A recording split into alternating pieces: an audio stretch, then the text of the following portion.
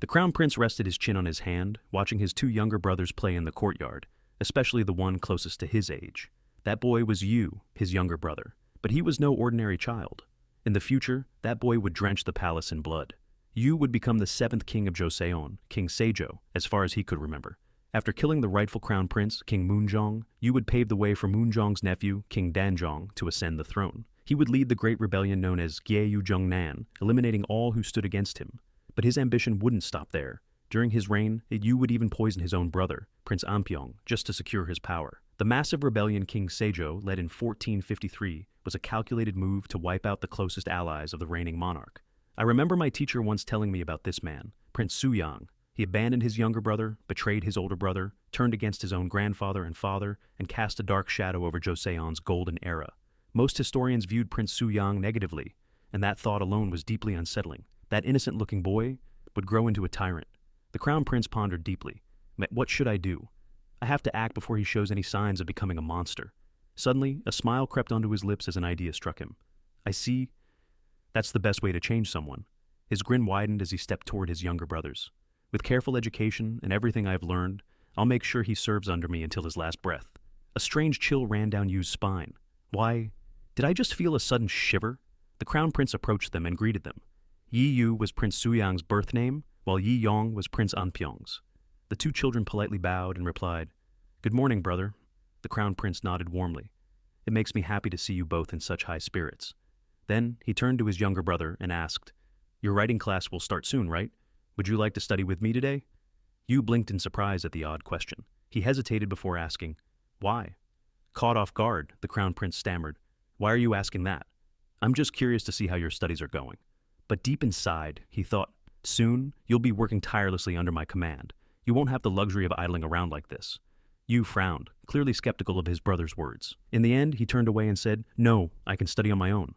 The crown prince called after him desperately, "Yu, wait!" But Yu simply grabbed his younger brother Yang's hand and said coldly, "Let's go. We shouldn't play here anymore. We're disturbing brother." Yu didn't seem particularly angry, but there was a hint of displeasure on his face as he walked away. Time passed and evening arrived. Yu ran excitedly toward the dining hall, his voice full of joy. "Yay! It's almost dinner time." The maid following him gently reminded, "Prince, running like that is dangerous." At a corner of the hallway, Yu overheard a group of servants whispering among themselves. Their hushed conversation piqued his curiosity, making him pause to listen. He peeked around the corner quietly. "Isn't the crown prince simply amazing?" one servant gushed. "So young, yet already excelling in literature. Not only that, but he's also well-versed in state affairs. How can someone be born a prodigy like that? It's truly incredible." Yu's ears perked up, hoping they would mention him next. But the more he hoped, the more disappointment sank in. While the crown prince continued to receive endless praise, the conversation soon turned into comparisons. Yes, the second prince is intelligent as well, but compared to the crown prince, those words made Yu tremble with anger. The maid standing behind him finally noticed and rushed forward in outrage. "How dare you speak like that?" The two servants, startled to realize they had been overheard, immediately bowed their heads and apologized. Just as the maid was about to drag them away for severe punishment, Yu stopped her by pulling on her sleeve. "Let it go. Let's just leave." Even as a child, Yu understood. Disappointment flickered across his face. Though he appeared calm, deep down, he wondered, what have I done to be considered lesser than my brother?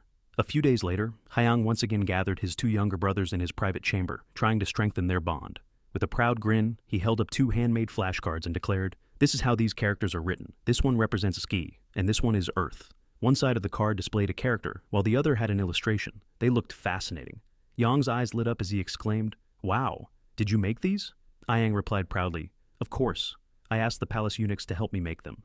These flashcards were his way of spending more time with his younger brothers. I had the eunuchs create these memory cards in just one day to help us learn Chinese characters. Now, studying will be much more fun. With a bright smile, he called out, "Come on, take a look." But you refused.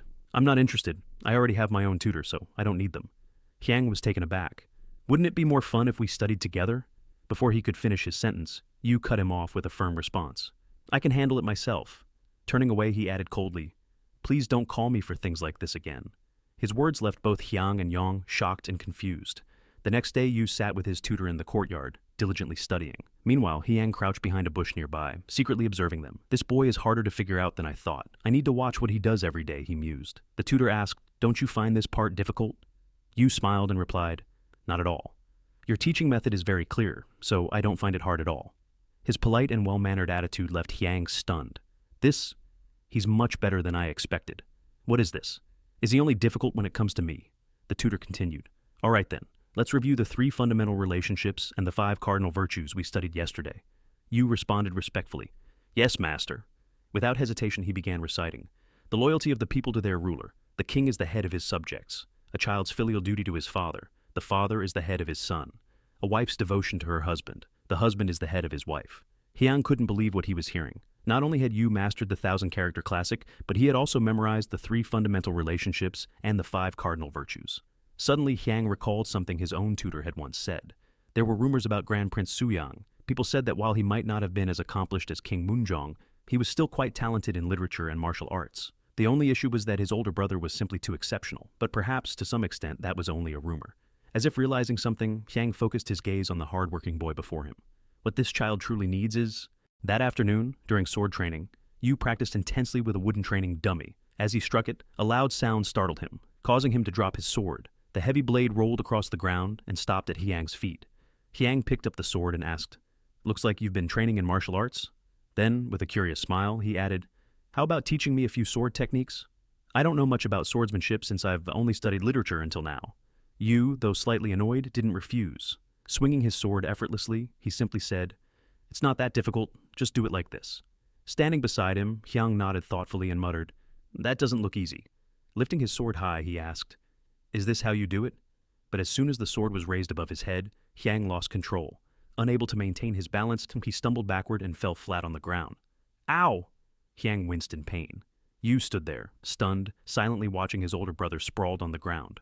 Grumbling, Hyang muttered, Damn it, I knew this wasn't going to be easy. Trying to sit up, he sighed. I'd really appreciate it if you could teach your helpless older brother. I have no talent for this. Then, looking at Yu with sincerity, he added, Please, it's my request. Yu furrowed his brows, considering his brother's plea. He fell silent for a moment, deep in thought, before suddenly letting out a mocking laugh. Why are you so bad at this? As the sun began to set, Hyang and Yu grew closer through their sword training. Hyang constantly exposed his weaknesses while praising his younger brother. Is this the right way? Yu shook his head. Don't lower your hands too much. Raise them a little higher. At their core, children have simple hearts. No matter how hard Yu tried, the people around him always compared him to his older brother, making him feel inadequate. It left him frustrated. But now, seeing that his brother also had weaknesses, and was even worse than him in some areas, restored a sense of balance. Because of that, Yu slowly started opening up, allowing Hyang to get closer. His attitude toward his older brother became noticeably warmer.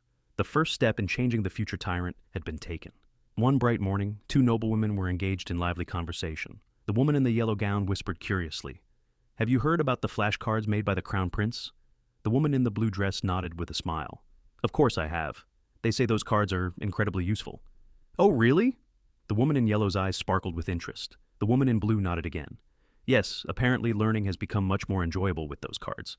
The conversation made the woman in yellow think deeply. With hopeful eyes, she asked, Do you think those memory cards could help my child learn Chinese characters more easily? The woman in blue smiled. I think so. The power of word-of-mouth recommendations shouldn't be underestimated. Later that day, upon returning home, the woman in yellow spoke to her husband, a royal official. My dear, I heard that the flashcards created by the crown prince are extremely effective. The official looked surprised. Where did you hear that? He asked, raising an eyebrow in curiosity. I came across it by chance, she replied. Do you think we could get some as well? I want to use them to teach our children. The official stroked his beard and said, I'm not so sure. But his wife wasn't ready to give up. Why don't you try speaking to His Highness, the Crown Prince? The official hesitated, feeling uneasy about asking the Crown Prince for a favor. However, his wife scolded him firmly. Is your pride more important than our child's education? This could impact our family's future. As it turned out, their family wasn't the only one interested in the Crown Prince's flashcards. Several other officials' families had also heard about their effectiveness. Finally, they gathered and requested an audience with the young Crown Prince. As they expressed their request, the Crown Prince shook his head. These cards were made specifically for my younger brother. The officials looked desperate and pleaded, Then please, just sell them to us. No matter the price, we're willing to pay. The Crown Prince sighed and eventually relented. If you want them that badly, I suppose I have no choice.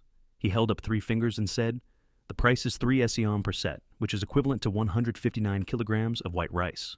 The officials were stunned and exchanged glances. Finally, one of them gathered the courage to ask, What do you mean? Is one set of these cards really worth 159 kilograms of rice?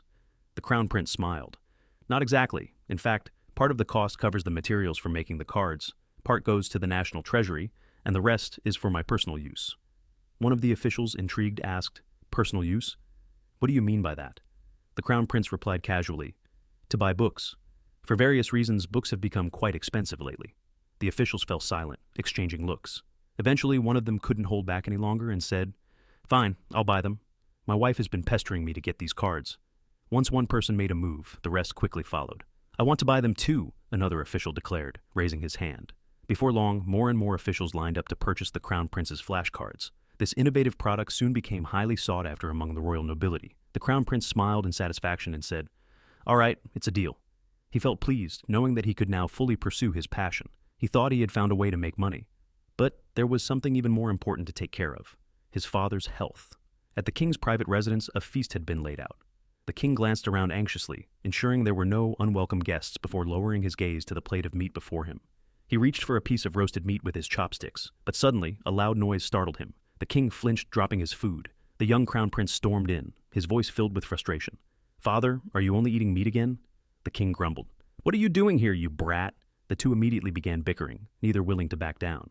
"You know, even disturbing a dog while it eats is a sin," the king growled. "Healthy eating is the best way to maintain your health," the Crown Prince retorted. Outside, the servants exchanged nervous glances. "Should we pull him out of there?" one of them whispered. "Wait until His Majesty gives the order," another replied. Back at the dining table, the king slammed his fist against the table in frustration. "What do you mean this food isn't healthy?" he demanded angrily. The Crown Prince pointed at the 3 dishes on the table. "Look at this: roast chicken, slightly charred roast pork, and stir-fried beef with onions." He picked up the plates and raised his voice.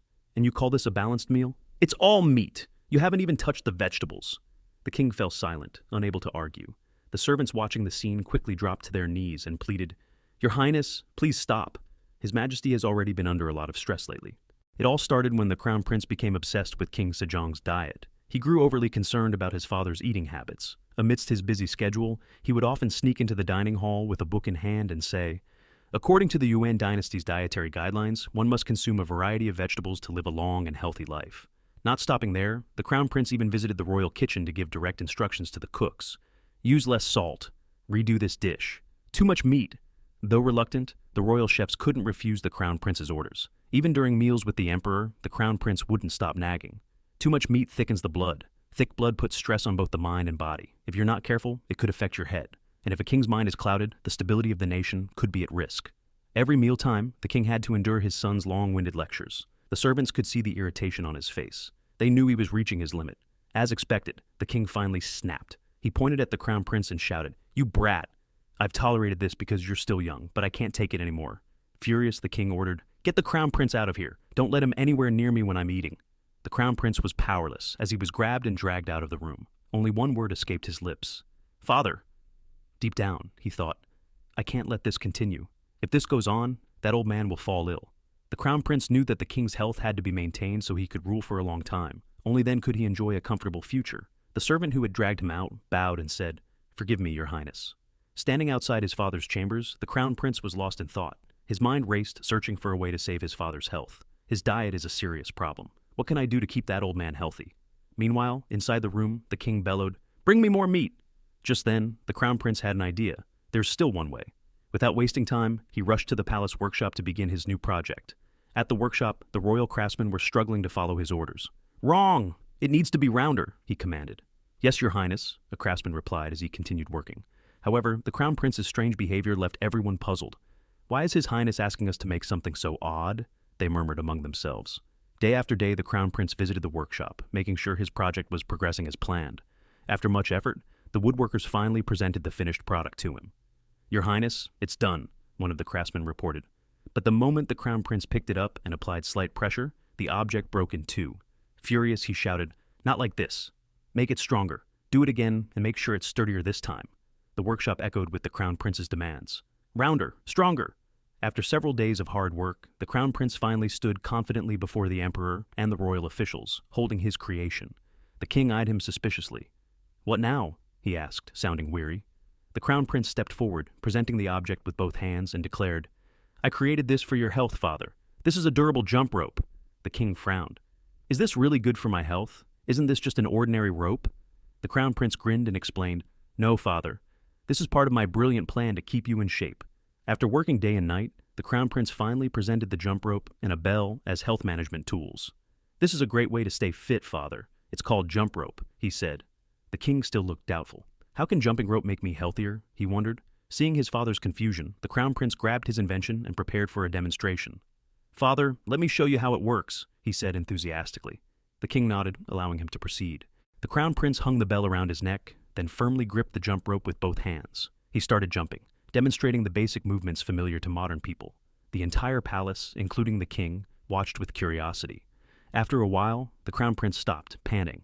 This is how you use a jump rope, he said proudly. He was prepared to back up his claim. Raising an English book, he declared, Father, according to Western scholars, people who sit too much tend to have weak lower bodies. But here, it says that jumping rope strengthens the legs and improves overall health. The king began to ponder, but still wasn't entirely convinced. Would he accept the Crown Prince's idea or stubbornly reject it? Despite his skepticism, the king finally agreed to give it a try. The Crown Prince called over a servant and handed him the bell. As father jumps, you must count 100 jumps in rhythm with the bell, he instructed. With deep emotion, he added, My greatest wish is for father to live a long and healthy life. The king could no longer refuse. Reluctantly, he moved to the courtyard to begin his training. Father, let me tie this bell on you, said the Crown Prince. The king hesitated, staring at him. Do I really have to wear this? He wondered. The Crown Prince nodded with determination. Once the bell was secured around his neck, the king snorted. Do I look like a pig now? The Crown Prince couldn't hold back his laughter. He burst into laughter. The king glared. What are you laughing at? The Crown Prince quickly straightened up. Nothing, father. All right, let's begin. With slight hesitation, the king swung the rope and started jumping. Unfortunately, since his body wasn't used to exercise, he was already out of breath after just a few jumps. Panting, he turned to the servant and asked, How many jumps did I do? The servant answered honestly, 9 times, your majesty. The king was shocked. Only 9? He turned to the Crown Prince, attempting to negotiate. Since it's my first time, let's lower the number of jumps. But the Crown Prince crossed his arms and firmly shook his head. No, father, you must keep going. I will stay here until you reach 100 jumps. The king nearly cried at his son's determination. Before long, news of the king's jump rope training spread throughout the palace. Officials gathered, whispering about what was happening. Are you all still here? One of them asked anxiously. 2 royal physicians who happened to be nearby grew curious. What's going on? One of them asked. With a serious expression, the man replied, The king just coughed. One of the doctors frowned and said, Doesn't His Majesty usually cough around this time? But the serious-looking man exclaimed, That's not the point. The important thing is that after coughing, he ran straight to the toilet. This news was quite surprising because ever since the king started his daily jump rope routine, he had undergone a significant change. In the past, he would only relieve himself once every 3 days, but now he was going to the bathroom every day. Even the palace servants congratulated him on his improved health. He could now stay up late reviewing court documents, and for some reason, he was visiting the queen's residence more frequently than before. Of course, the queen's residence was where the empress lived. Rumors quickly spread among the officials. Have you heard? The king has been diligently jumping rope, and he rushes to the toilet immediately after coughing. His skin has also been looking better lately. Everything seems connected. One official whispered, Don't tell me. It's because of jump rope? Another nodded in agreement. They sighed and began sharing their own health complaints. I haven't been feeling well lately. Me too. I can't sleep properly at all. My wife complains every night. After finishing their conversation, they exchanged glances. One afternoon, while the Crown Prince was quietly studying, a sudden commotion called for him. Startled, he looked up to see a group of palace officials approaching in a panic. Without hesitation, they spoke up, bombarding him with requests. Can you make more skipping ropes? You can ask for as much rice as you want. That's right. I want to buy one for my wife and child. I need one for myself too. The ministers were scrambling to get their hands on a skipping rope. The situation quickly descended into chaos, resembling a classroom full of preschoolers. The Crown Prince finally raised his voice. Please, speak one at a time. This success had far exceeded his expectations. Without wasting any time, he rushed back to the woodworking workshop and told the craftsman, We have a lot of work to do. From now on, everyone will have a specialized task. One person will make the ropes, another will craft the handles, and someone else will attach the bells. The workers wept, resigned to their fate. The Crown Prince was truly working them to the bone. Then he made an announcement. Now, make 500 more. Deep inside, they felt nothing but despair. They grumbled, Just kill us already. We're human too. The Crown Prince's invention sparked a health revolution. Families across the nation could now jump rope together. With healthier husbands and happier wives, people praised the incredible changes brought about by such a simple idea. Sometimes, even the smallest things can have a huge impact. The Crown Prince was truly a genius. After collecting rice from the officials, he stored it all in his private warehouse. Standing before a mountain of rice, he crossed his arms and chuckled in satisfaction. I'm making money faster than I expected. But his ambitions didn't stop there. He wanted more. Despite all the praise he had received, murmurs of criticism began to spread among senior officials. They whispered that the crown prince was becoming too famous for his innovations. I heard he's even selling them to high-ranking ministers. Hoarding wealth is not the way of a wise man, they muttered. One of the more experienced senior officials calmed the others. Relax, let's wait for the right moment. As the saying goes, great things grow from small beginnings. Another minister added, if the crown prince becomes arrogant and fails to justify his actions, he will bring about his own downfall. With those words, the other officials chose to be patient and observe the situation further. This video ends here, but the story isn't over yet. Don't forget to like and subscribe so you won't miss the next part.